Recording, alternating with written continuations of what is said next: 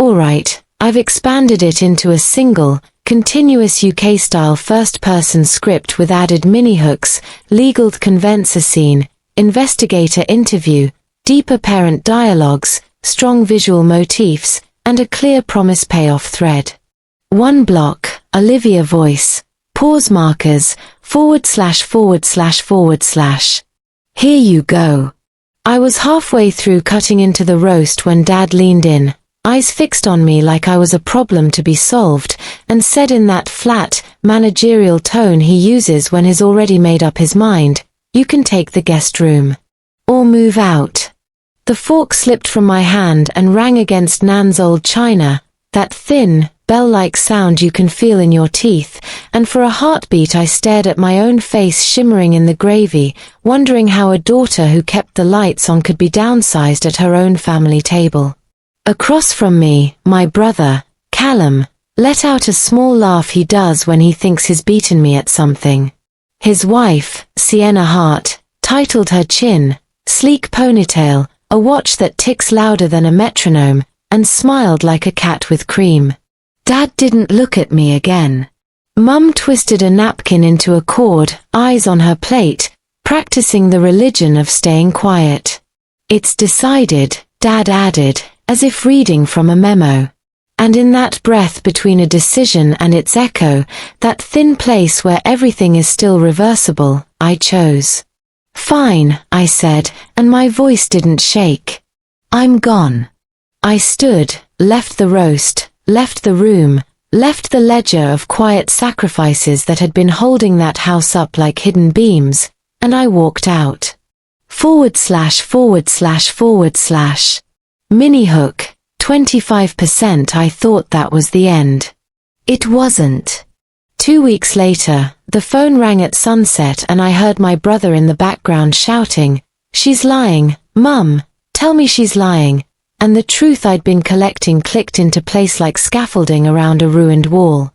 I'm Amelia Grant, 34, environmental engineer in Canterbury, and if you'd told me a year ago I'd be loading a boot with the TV I bought, the sofa I paid for, and the coffee machine that caffeinated my 6 a.m. site visits while my brother measured my old bedroom with his eyes, I would have laughed, or cried, or both.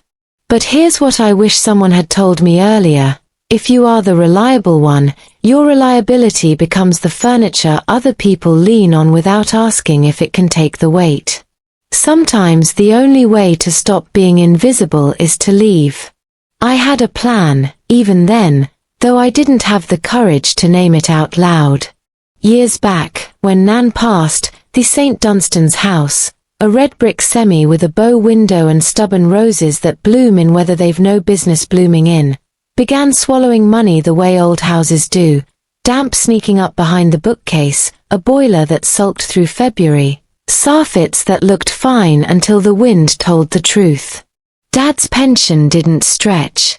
Callum's ventures rarely outlived a calendar season, a craft gin pop-up that popped down, a crypto minter that mined excuses, a hybrid artisan meal kit he promised would disrupt Kent by Q4. So I stayed close. I turned down a Bristol consultancy. I took overtime. I fitted a high-efficiency cylinder, swapped in low-flow taps, and spent Saturdays perched on Nan's old footstool with a head torch and a stubbornness problem. I kept a folder on the sideboard labeled in block caps, "House, do not throw."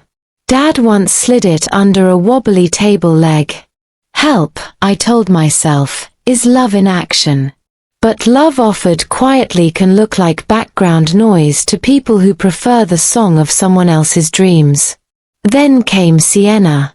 Real estate professional, glossy as a brochure, talking fast enough to set off car alarms.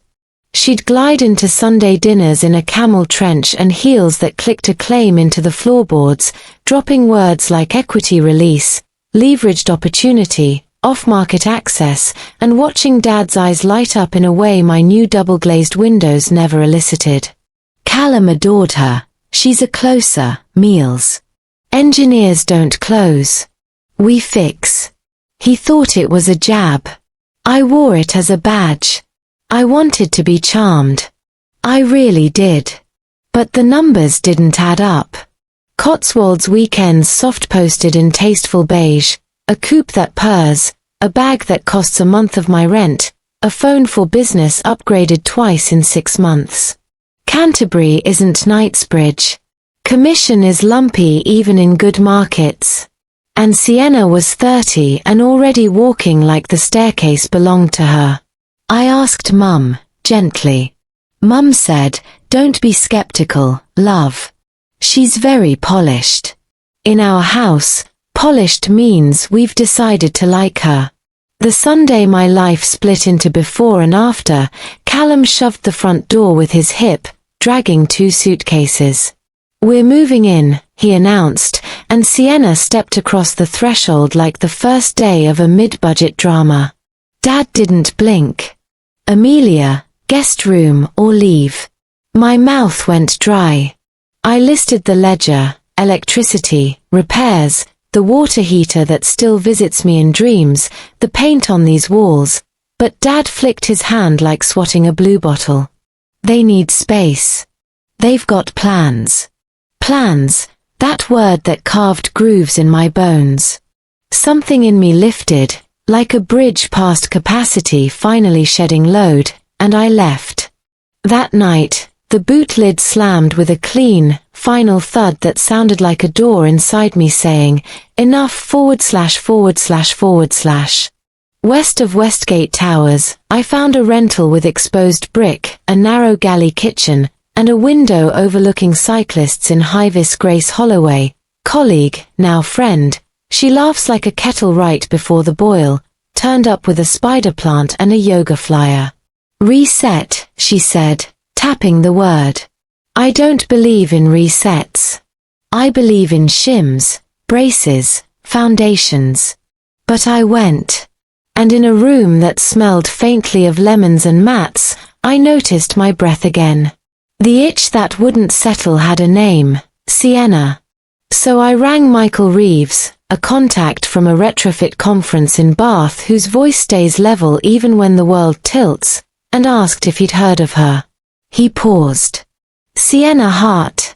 Longer pause. "Her firm's been whispered about. Complaints, irregular valuations, second charge products sold to people who barely understood them. Nothing proven." He exhaled. "Be careful." I called Dad. He grunted. "Don't stick your nose in, Amelia. They're doing fine." He hung up. I rang Mum. "Let it go," she said. "They're happy." Happy is a poor barometer if the bank hasn't rung yet. So I did what engineers do, gather data. Even public records talk if you ask politely and wait. Land registry searches, companies' house entries, PDF scans that blur if you stare too hard, and there it was, a fresh second charge mortgage against the family house, 6 figures, registered last month, signed by Dad and Sienna as authorized party. My hands went cold. I traced a transfer from Mum and Dad's savings, Nan's careful housekeeping hoarded into years, to an outfit that marketed itself like a letting agency but, in practice, looked like a sieve for moving money sideways. I emailed Michael. He replied within the hour, CCing a conveyancer who'd left a firm in Lincoln after irregularities. Gossip runs, patterns remain. I bumped into Hazel, retired teacher with a sailor's posture and a memory like a ledger, in a cafe off St. Peter's Street. She listened, set her tea down, and lowered her voice. "I knew her early days," she said. "That lot cut corners till the corners bled. Clients said their signatures had grown legs.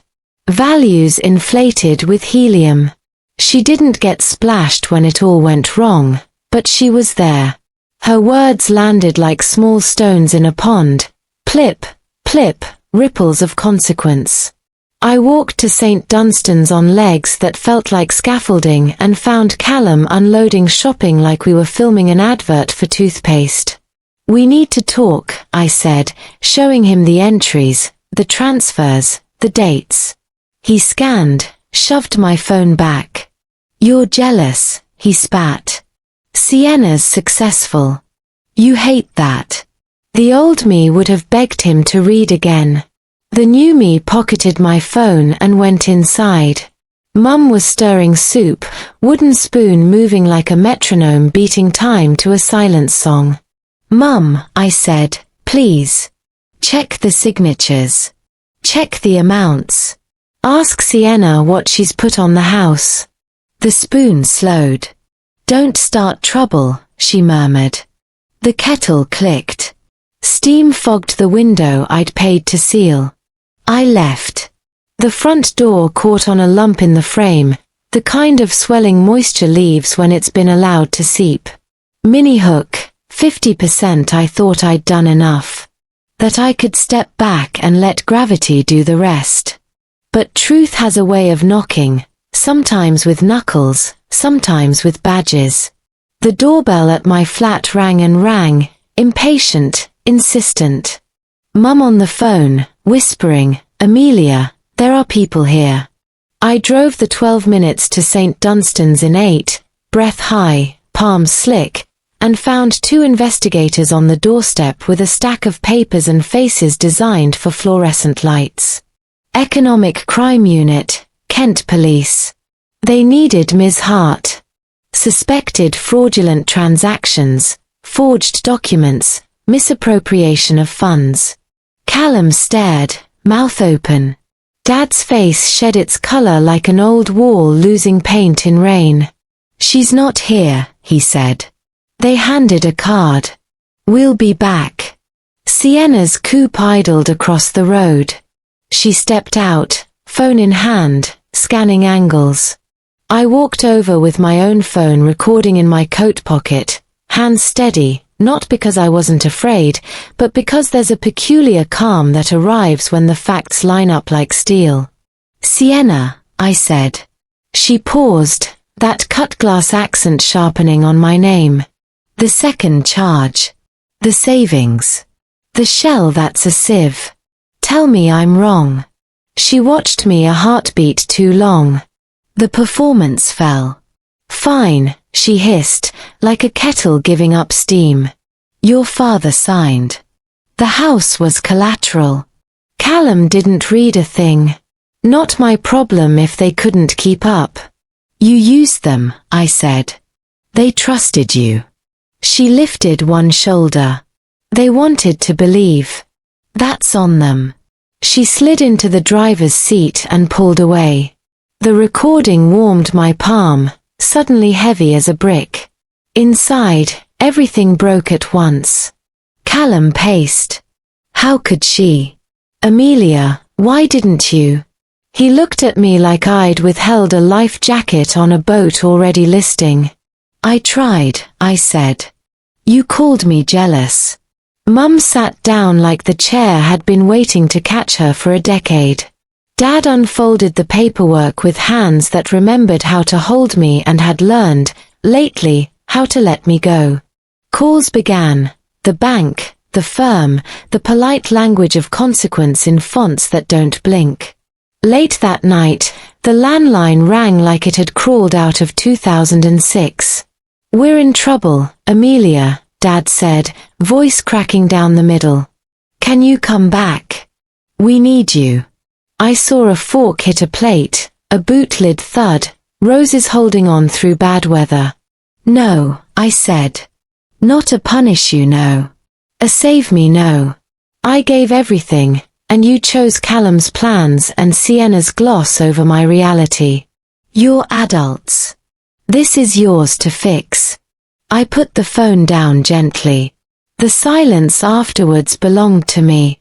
Minihook, 75%. I thought that was the last time I'd walk into a room with them. But there was one door left, glass, not wood, and it led to a table where truth is measured in filings and stamped with dates. The bank called me, or rather, the conveyancer acting for them, a precise woman named Priya Mehta who speaks like a level. Ms. Grant, you're not a party to the charge, but your name appears repeatedly in records linked to capital improvements, she said.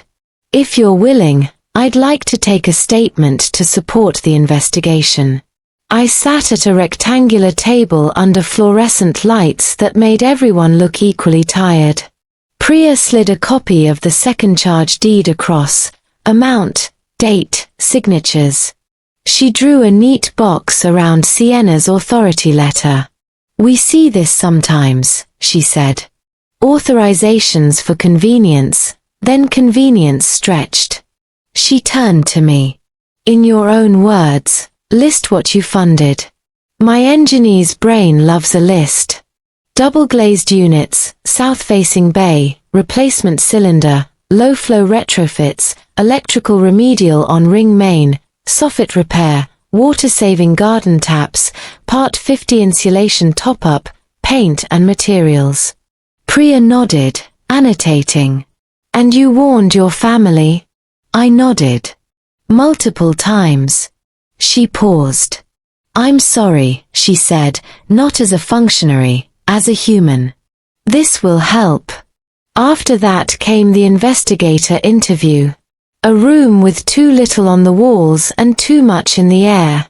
Detective Sergeant Evans, kind eyes, end of shift stubble, and DC Core, pen that never stopped moving. They let the silence sit until it sank. Tell us about Ms. Hart, Core said. When did your concerns start? I told them everything from the beige soft posts to the signature that looked a little too clean. I handed over the recording. Evans listened, thumb on stop-start, jaw flexing at they wanted to believe. He looked up. This helps, he said. We've got complainants from Lincoln and Medway. A pattern is a different kind of evidence. He cleared his throat. We'll update you when appropriate. I can't promise outcomes. I can promise it won't vanish in a drawer. That line landed like a hand laid gently on a shoulder. Not rescue. Recognition. I met Dad at a cafe by Westgate Gardens because some conversations need public crockery. He arrived early, hands folded like a schoolboy waiting for marks. He didn't reach for the menu. I was wrong, he said, the words fumbling together like they'd practiced falling. I wanted a future for your brother so much I spent yours. I spent your presence. I spent your trust. I can't ask you to fix it. I can only ask you to know I know. He looked smaller, or perhaps the myth of his size had stepped aside. I wanted to believe in a closer, he added, voice fraying. I forgot the fixer in front of me. I didn't speak for a long time. The chairs around us scraped. Someone laughed at a story with a happier middle. Thank you, I said at last. Knowing you know changes the weight of the memories, not the facts. But it matters. Mum wrote first, careful loops, list of apologies like beads. Then she asked to meet. We sat on a park bench facing the Stour, eels slipping somewhere we couldn't see. I went quiet because quiet felt safe, she said, teacup voice without a cup. But quiet isn't neutral, is it? It takes a side. She looked at me properly, the way mothers look when they are brave. I chose not to choose. And that was a choice. She reached for my hand. I let her hold it. We didn't fix everything in that moment. We put a beam under a span that had been threatening to fail. The house moved to repossession with the bland inevitability of a timetable nobody asked for. Notices arrived in polite envelopes. The roses kept blooming, they don't read. On the day of completion, I stood on the pavement and let myself catalogue what I could not keep. The bow window that no longer rattled because I insisted on the good glazing, the guttering that finally drained where it should. The front door that still caught on the swollen frame because nobody had ever sanded it and perhaps nobody ever will. I whispered, "You're not mine anymore," and carried only my keys back to the car. Meanwhile, my life acquired weight in the right places. I led a river restoration along the Stour, eel passes, reed beds, nitrate sensors that blink at you like patient fireflies. I started sleeping through. Grace and I went to Wednesday yoga and failed crow pose with the dedication of saints. I found a second-hand bookshelf online, sanded it on a Sunday with Radio 4 murmuring like a sensible friend, and lined it with books that smell faintly of libraries. A letter arrived, lead environmental engineer. The number at the bottom made my shoulders drop 2 degrees. I bought a new sofa without doing arithmetic over porridge. The boot thudded shut on delivery day, the same sound as the night I left, and this time it meant beginning, not escape. Callum texted late most nights for a while. Just this once. We're family. Shame, I learned, keeps evening hours. I didn't reply until I could write a sentence that didn't bleed. When I did, it was this: family isn't a siphon. If you want a different life, different choices. He didn't like that. He called me cruel. Then he stopped calling. Dad drives deliveries now. Mum cleans houses 3 days a week. They have learned more about money in 6 months than they did in 6 years of my warnings. I don't say that out loud. Some truths are bricks, some are feathers. You choose what you throw. Status, because I know you'll ask. Charges have been filed in relation to transactions connected to Sienna's circle.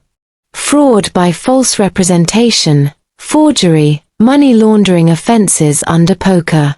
My recording is evidence among many. There are other families in Lincoln, in Medway, in little cul-de-sacs with neat hedges and strange silence in the lounge. Outcomes take time. Restoration and justice are siblings who rarely arrive on the same train. But naming matters. Saying, this happened. Saying, you are not mad, you were manipulated. One evening, 6 months on, Grace and I sat on my tiny balcony with 2 glasses we pretend not to Google the price of and a sky that looked like someone had washed it properly. She raised her glass. To choosing yourself, she said. I laughed, a sound I recognized again, and clinked. Inside, my desk was covered in drawings for a wetland that will become a sanctuary for birds I can't name without looking them up. A neighbor's cat considered us and decided against involvement. In the quiet under the city's hum I heard something I'd been missing for years, my own life, ordinary and holy. Promise payoff. Callum once said, engineers don't close. We fix. He meant it as an insult. He wasn't wrong. I didn't close Sienna's deals or Dad's fantasies. I closed a door that was hurting me, and then I fixed what I could reach, my breath, my boundaries, my blueprint. Because here's what I know now, boundaries aren't barricades, they are load-bearing walls. Help is love when it sustains both sides. Help that hollows you out is harm with please and thank you stitched on top. If you're listening to this and you've ever had guest room or move out delivered to your soul in some other phrasing, if your reliability has been mislabeled as duty, hear me, you are not selfish for stepping back. You do not owe anyone your future to pay for their refusal to read the small print. The night I left, it felt like failure. It was, in truth, the foundation pour of a house with room for me in it. Do I wish they'd listened sooner? Yes. Do I wish belief hadn't required evidence recorded on a cold street under a street lamp that buzzed like a wasp? Also yes. Would I go back to being the invisible daughter with the reliable wage and the folder of receipts keeping a table leg even? No. No more. Because I already had a plan. Build a future where my worth wasn't proved by how much I could carry, but how fully I could live. //////. Thank you for listening to my story. It means the world to share it with you. If it moved you, please give this video a like and hit that subscribe button. It helps me keep telling stories like this one. Stay strong and I'll see you in the next one.